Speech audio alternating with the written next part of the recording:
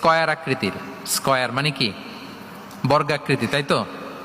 বর্তমান কাবা কোন আকৃতির বলেন তো? একটা বড় কিউবের সাইজ না? দূর থেকে দেখলে মনে হয় একটা বড় কিউবের সাইজ, কিউবের আকৃতি মানে স্কয়ার, চতুর্ভুজ।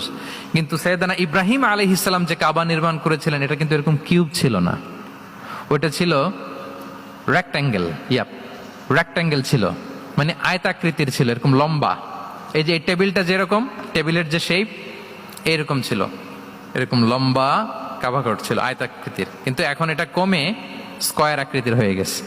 এর কারণটা কি? কাবা একবার ওখানে অগ্নিকাণ্ড ঘটার কারণে ধ্বংস হয়েছিল, ফলে কাবাকে আবার রিনোভেশন করা লেগেছিল, পুনর্নির্মাণ।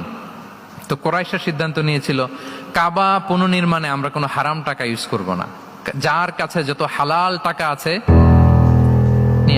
নিয়ে আসা হলো। কিন্তু হালাল টাকা যতটুকু জমা হয়েছে এটা দিয়ে পুরো কাবা নির্মাণ হয় না,